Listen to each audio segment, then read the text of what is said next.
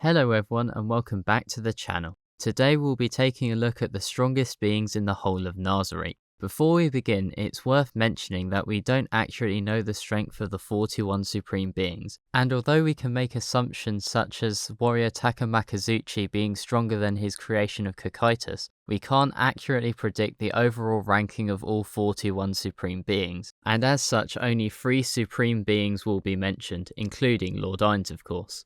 Furthermore, the 8th floor hierarchy are implied to be the strongest beings in the whole tomb, but as nothing is known about them other than their strength, they shall be left out. And finally, this is based on what we currently know of the NPCs as well as my opinion. Characters like Aureole and Mega could potentially be a lot stronger than we currently know, or she could be a relatively weak unit outside of her buffing capabilities. As for opinions, this is how I personally feel they rank after considering things from many perspectives, and while there are some pairs that you could argue swapping, the upper echelons of the list are pretty set in stone. That said, you are more than welcome to disagree. And without further ado, let's get into the list. Starting off, we have Naberal Gamma. Naberal is the strongest magic caster with access to a wide variety of spells, albeit a majority of them are low tier lightning spells. Her strongest spell is the 7th tier spell Chain Dragon Lightning. She also has a variety of supportive and movement focused spells to allow her to keep her distance from her enemies. While there is an argument between Lupusregina Beta and Nabe being the stronger of the Pleiades members, Nabe is 4 levels higher at level 63 in a combat system where levels are exponential in the benefit they give. So while Lupusregina does have a lot of healing capabilities, Naberal is more offensively potent.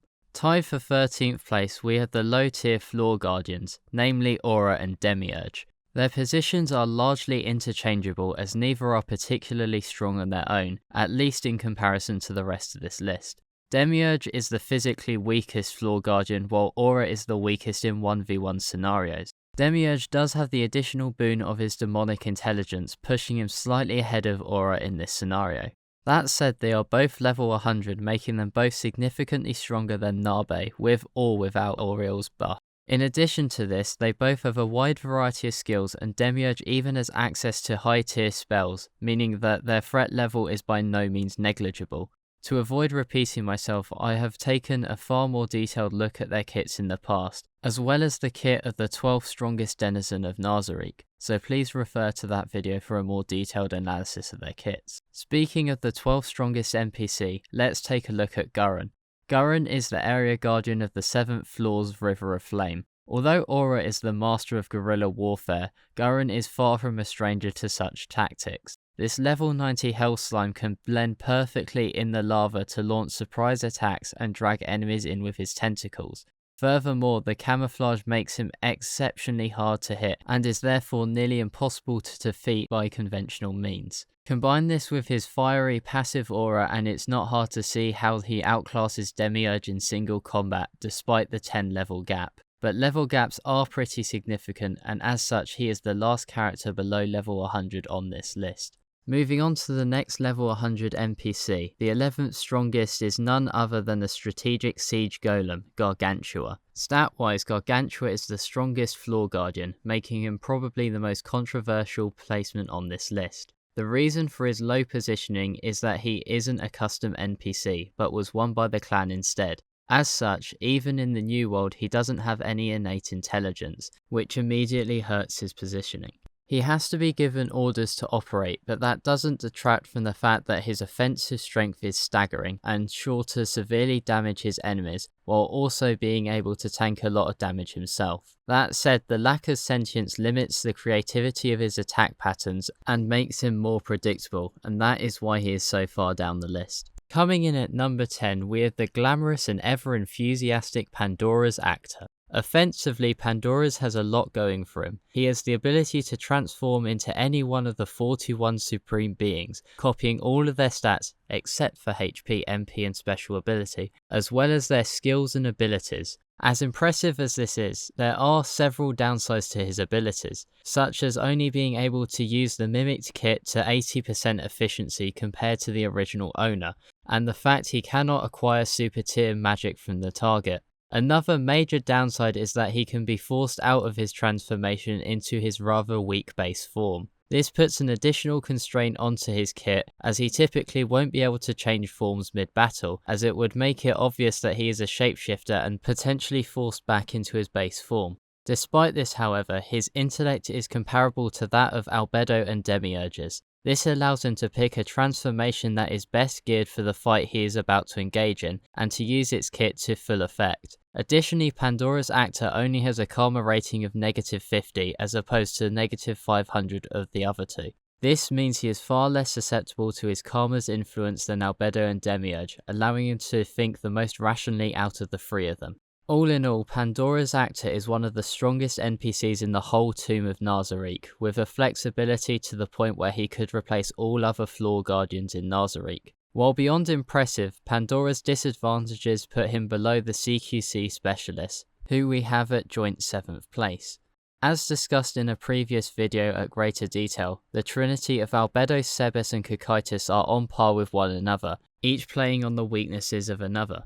Albedo having the strongest defense, Cocytus having the strongest single offensive blow, and Sebas being a jack of all trades between the two. This creates a rock, paper, scissors type relationship where Albedo beats Sebas, Sebas beats Cocytus, and Cocytus beats Albedo.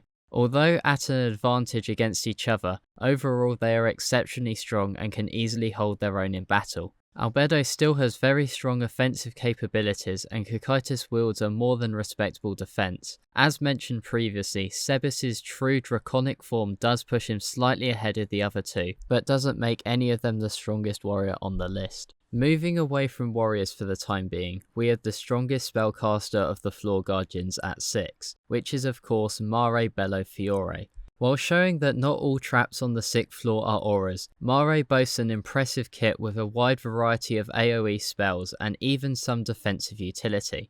While aura is his greatest defense, he is far from incapable without her, as not only does he have a variety of 10th tier spells, but also has a good variety of elemental coverage, allowing him to effectively play around resistances. In fact, he is so strong that the only NPCs that have more than even odds of beating him are the strongest NPC on the list, as well as Albedo and of course Shalltear.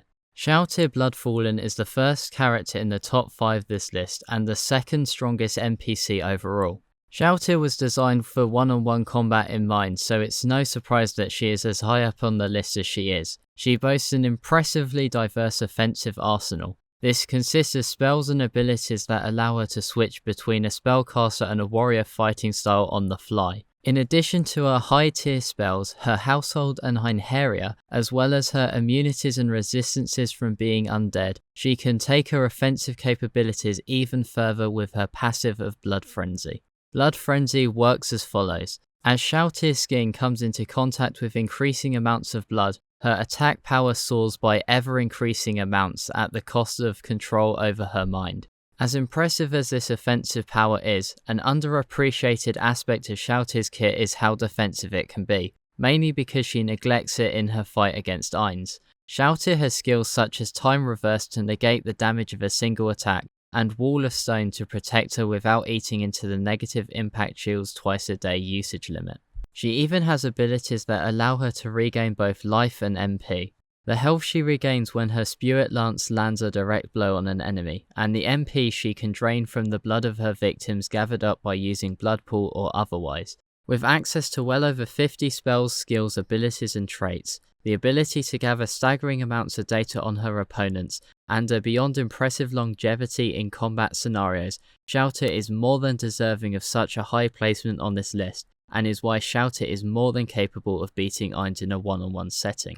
That said, overall I believe Ainz brings more to the table, which is why he is at number 4 on the list, albeit when he is fully equipped. One cannot mention Ainz and not mention his access to 718 different spells. His ability to go beyond the 300 spell cap is thanks to his skill Dark Wisdom, which allows him to steal spells after killing a player, and means that he can technically become even stronger even in the new world. Furthermore, Ainz memorized every spell in the game, so can use each and every spell to maximum effect, and boasts more than enough MP to do so. While instant death magic didn't work very well in Yggdrasil, as typically it only stunned resistant enemies, knowing over twice as many spells as the spell cap allows means he is incredibly versatile in the strategies he can use. In addition to this, the Staff of Ainz was built specifically for Lord Momonga, as it further boosts his magic and racial skills. It also grants him spells based off the element of each jewel on the staff, and boosts him beyond the limits of level 100. On top of that, this weapon's innate strength is just shy of that of a world-class item.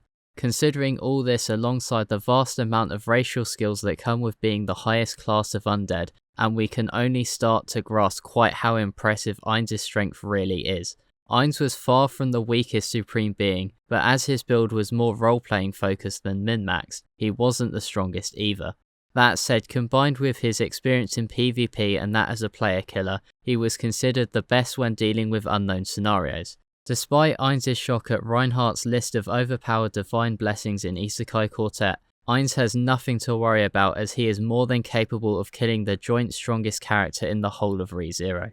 So if Ainz is so ridiculously strong, who surpasses him? Well, Megumin. Or at least it's a fair comparison for Ulbert, Alain, Odle.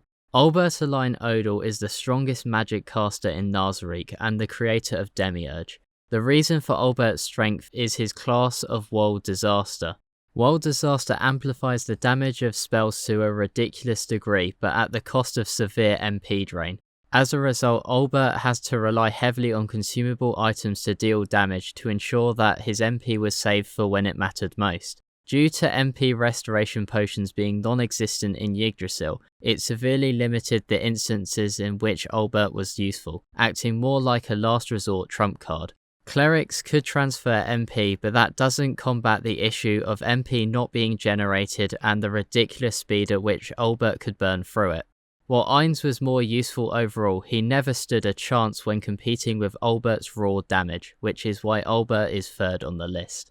While a lot of supreme beings were skipped, the next entry truly was the second strongest being in Nazarick, and that is of course Lord Touchme, the creator of Sebas. Lord Touchme was not only the strongest of the supreme beings, but also the third strongest player in the whole of Yggdrasil. As Cocytus pointed out in the final episode of Season 1, Touchme's armor is World Champion class. The only way to obtain World Champion gear was to win a PvP tournament across the entire server, and whoever could come out on top would be allowed a piece of unique gear of their own design from the game's devs. Additionally, the class World Champion was the strongest warrior class in the game. Ainz can't hold a candle to Touchme's PvP experience or prowess, and unlike Ainz's role-playing build, it goes without saying Touchme's character was min-maxed with utmost detail and consideration. So how can someone possibly be stronger than a world champion? Well, what if you were the world itself? The strongest being in the whole of Nazarick is Rubedo. Rubedo is sister to Albedo and Nigredo, but there is a very key difference in how she was created. Rubedo is hinted to be mechanical in nature and linked to the world-class item known as Caloric Stone. The Caloric Stone was a hidden world-class item that the clan accidentally created when storing various prismatic ores together. The ores combined to form the Caloric Stone. The world item could be used to create golem cores, weapons or armor, and this is what powers Rubedo. Rubedo is seen as superior to Lord Touchme in the same way that Shalltear is seen as likely to win against Ainz. In fact, Ainz states that he should give a world-class item to them in the 8th floor to beat Rubedo in case she turns against Nazarick. The them refers to the 8th floor hierarchy, which next to nothing is known about, but the need for a world-class item conveys how strong Rubedo truly is. Rubedo is so strong in fact that she cannot be deployed without Ainz's express permission even during a state of emergency. Nigredo even once warned Albedo that Rubedo will one day bring great calamity to Nazarick, although this warning was rejected. So that's basically everything. Let me know your thoughts down below. Do you agree with the overall ordering, or do you think any important details got missed? Thank you very much for watching, and if you enjoyed, a like would be greatly appreciated, and please be sure to subscribe for more Overlord content in the future. So yeah, that's everything. Take care and have a great day.